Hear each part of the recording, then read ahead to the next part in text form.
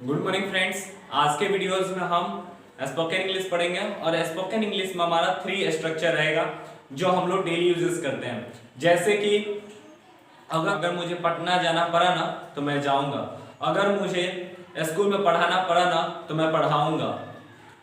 मानो या ना मानो मैं ही तुम्हारा शिक्षक हूँ, मानो या ना मानो मैं ही तुम्हारा गार्जियन हूँ, मानो या ना मानो मैं ही तुम्हारा अभिभावक हूँ। मुझे तुमसे मिले हुए जमाना हो गया, मुझे इस विद्यालय में आए हुए वर्षों हो गया, मुझे टीवी देखे हुए जमाना हो गया। ऐसे वाक्यों को हम इस वीडियोज में सीखेंगे, तो देखते हैं।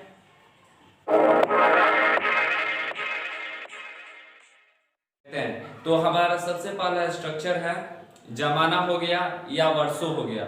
जैसे कि हम लोग बोलते हैं मुझे वहां जाते हुए जमाना हो गया, मुझे तुमसे मिले हुए जमाना हो गया, मुझे टीवी देखे हुए वर्षों हो गया। ऐसे वाक्यों को बोलते हैं। तो इसका स्ट्रक्चर क्या होता है? तो इसका इट्स बीन इज सीन्स, ठीक है। तो इससे वाक्य कैसे बनते हैं हम उसके रूल को देखते हैं। देखिए रूल होता है हमारा it's been is seen plus subject plus have has plus verb three plus other word. यहाँ पे इट्स हम लिखे हुए हैं, इसको इट हैज बीन पढ़ते हैं, ठीक है। आप चाहे तो इसको इट हैज बीन कर सकते हैं, it has been aged since, या आप इट्स बीन एजेड सिंस भी कर सकते हैं। तो इसको हम लोग यहाँ पे जो स्टॉफी एस लगा हुआ था इसको हम हैज करते हैं। It has been aged since plus subject plus have has plus verb three plus other word. लेकिन हम लोग इट्स बीन एजेड सिंस ही बोलते हैं अधिकतर।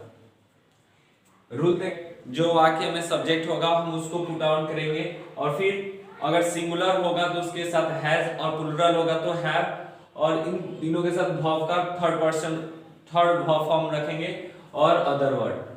या एक दूसरे तरीके से भी बना सकते हैं it's been ages since plus subject plus verb two plus object. तो रूल में अंतर क्या होते हैं तो इसके बारे में हम जानते हैं।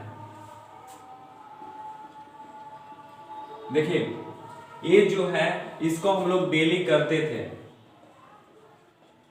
करते थे या एक दो बार उस काम को किए हैं, लेकिन अब वर्षों हो गया, जमाना हो गया, बहुत दिन हो गया है। तो इसमें हम लोग it's been ages since plus subject plus have has plus verb three other word करते हैं। अगर एक बार किए हैं डेली करते थे, और अब एक बार किए हैं तो उसके लिए हम लोग प्रयोग करते हैं it's been ages since plus subject plus verb two plus object. जैसे में हमारे पास 3 वाक्य हैं एग्जांपल के लिए। मुझे मोबाइल देखे हुए जमाना हो गया, मुझे उसके हंसते हुए चेहरे को देखते हुए जमाना हो गया, उसे विद्यालय में गाते हुए जमाना हो गया, या वर्षों हो गया, ठीक है। तो देखिए हम यहाँ पे जमाना हो गया लिखे हैं, जमाना हो गया को वर्षों हो गए हैं आप लिख सकते हैं। तो सबसे पहले हमारा है सेंटेंस मुझे मोबाइल देखे हुए जमाना हो गया। तो इसका हम स्ट्रक्चर सबसे पहले लिखेंगे it's been ages since, comma, फिर हमारा सब्जेक्ट देखेंगे तो सब्जेक्ट हमारा आई है, और आई के साथ हम हैव का प्रयोग करते हैं, और हैव है तो हैव के साथ वर्ब थ्री का होगा। तो जमाना हो गया देखे हुए, तो आई हैव सीन मोबाइल। तो हमारा it's been ages since I have seen mobile, ये इंग्लिश हो गया। फिर सेकंड है मुझे उसके हंसते हुए चेहरे को देखे हुए जमाना हो गया। तो इसका होता है it's been ages since I have seen, यहाँ पे उसकी है, यहाँ पे यानी कि हर, तो आई have scene her smiling face. Third वाक्य हमारे पास उसे विद्यालय में गाते हुए जमाना हो गया। तो it's been ages since, subject हमारा ही है, ही के साथ हैज का प्रयोग होता है, और हमारा वर्ब हमारा वर्ब जो है वो गाना है, तो ही हैज sang। कहाँ गाता था? इन ए स्कूल। देखिए यहाँ पे गाना गाते हुए हम नहीं लिखे हैं, उस विद्यालय में गाना गाते हुए जमाना हो गया, हम ये नहीं लिखे हैं, हमने सिर्फ ये लिखा है उस विद्यालय में गाते हुए जमाना हो गया। तो हमारा सेंटेंस बना इंग्लिश में, इट्स बीन एजेड सिंस ही हैज sang इन स्कूल। ठीक है, तो हमारे सेंटेंस बन गए। सेकेंड स्ट्रक्चर है हमारा मानो या ना मानो, बिलीव इट और नॉट। जैसे कि हम लोग बोलते हैं अपनी डेली लाइफ में, उसमें सेंटेंस करते हैं, मानो या ना मानो मैं तुम्हारा भाई हूँ, मानो या ना मानो मैं तुम्हारा एग्जाम पास करवाया, मानो या ना मानो मैं ही तुम्हारी नौकरी लगवाया। ऐसे वाक्यों को बोलते हैं। तो मानो या ना मानो का इंग्लिश होता है बिलीव इट और नॉट। यहाँ पे बिलीव इट है, यहाँ पे आप बिलीव इट कर सकते हैं या बिलीव और नॉट कभी कर सकते हैं। तो आप जो सुइटेबल आपके लिए लगे तो आप कर सकते हैं, लेकिन आप बिलीव इट और नॉट कहेंगे तो आपके लिए सेंटेंस अच्छा रहेगा और सुइटेबल रहेगा। तो हम सबसे पहले देखेंगे कि हमारा स्ट्रक्चर, सेकेंड स्ट्रक्चर है बिलीव इट और नॉट, मानो या ना मानो। इसका रूल क्या होता है? तो इसका रूल होता है हमारा बिलीव इट और नॉट प्लस सेंटेंस। यहाँ पे जो इट है यहाँ पे आप लगा सकते हैं या नहीं भी लगा सकते हैं, बिलीव और नॉट प्लस सेंटेंस। ठीक है, तो हमारे पास 3 वाक्य हैं, आप देख सकते हैं 3 वाक्य हैं। हमने खूब मस्ती किया, मानो या ना मानो, मानो या ना मानो मैं डॉक्टर हूं, मानो या ना मानो यह वही चैनल है। या इस वाक्य को ऐसे वो प्रयोग करते हैं जब आपके बातों को कोई विश्वास नहीं करता है।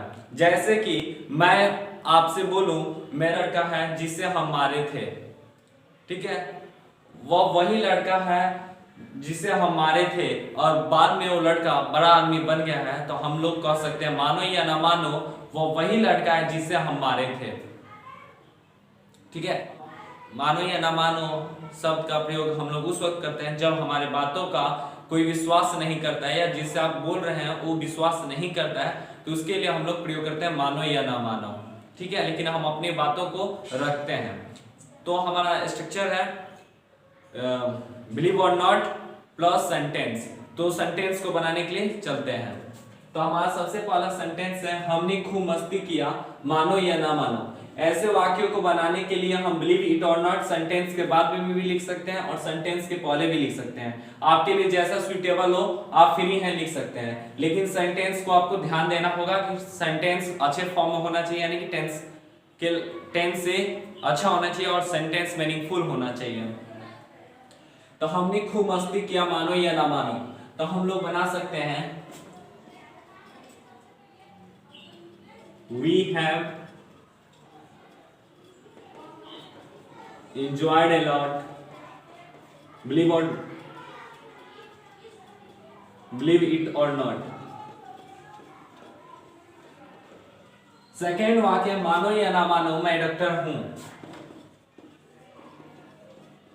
बिलीव इट और नॉट आई एम डॉक्टर। मानो या ना मानो यह वही चैनल है, बिलीव और not this is the same channel.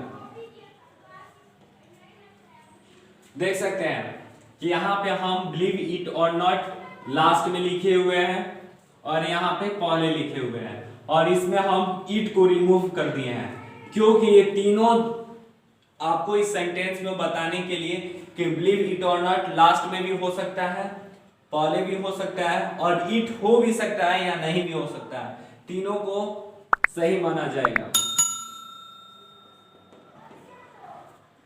ठीक है, तो ये हमारा रहा सेकेंड स्ट्रक्चर। अक्सर ऐसे वाक्यों को बोलते हैं मुझे पटना जाना पड़ा ना तो मैं पटना जाऊंगा, मुझे उसे बुलाना पड़ा ना तो मैं उसे बुलाऊंगा, अगर मुझे दिल्ली जाना पड़ा ना तो मैं जाऊंगा, अगर मुझे जेल भी जाना पड़ा ना तो मैं जाऊंगा। ऐसे वाक्यों के लिए हम लोग स्ट्रक्चर का प्रयोग करते हैं इवन इफ आई हैव। यहाँ पे बीच में हमारा कुछ स्ट्रक्चर से लगते हैं, रूल से कुछ वर्ड लगते हैं और लास्ट में हम आई विल लिखते हैं। यहाँ पे जो आई है यहाँ पे सब्जेक्ट के अनुसार ये दोनों चेंज होते रहेगा, ठीक है। तो हमारा स्ट्रक्चर का रूल होता है even if I have plus to plus भगवान plus other word plus I will. यहाँ पे भगवान का प्रयोग होगा, टू है इसलिए। तो सबसे पहला हमारा वाक्य है मुझे पढ़ाना पड़ा ना तो मैं पढ़ाऊंगा, तो इसका इंग्लिश होगा even if I have to teach. Even if I have to teach.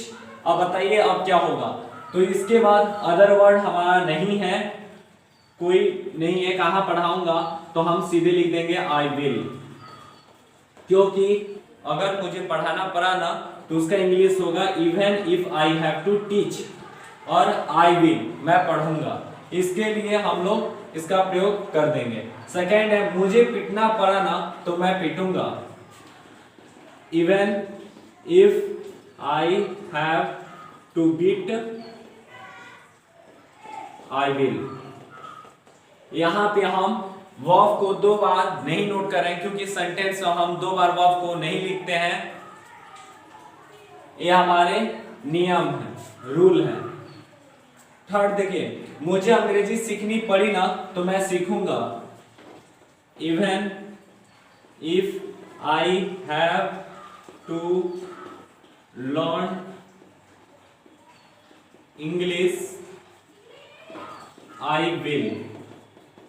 देखिए जो हम तीनों आपको स्ट्रक्चर बताए हैं वो तीनों स्ट्रक्चर हम डेली यूजेस करते हैं और वो बहुत बेसिक जानकारियां बोलने के लिए भी और लिखने के लिए भी और किसी को बताने के लिए भी। तो हम आपसे रिक्वेस्ट करेंगे कि हम जो आपका स्ट्रक्चर बताए हैं उसको डेली यूज करें और उसका अधिक से अधिक प्रयोग करें, और आशा करते हैं कि आप इस वीडियो से जरूर कुछ सीखे होंगे और ये वीडियो आपको पसंद आया होगा। फिर लेंगे हम अगले वीडियोस में, तब तक के लिए stay safe, stay at home.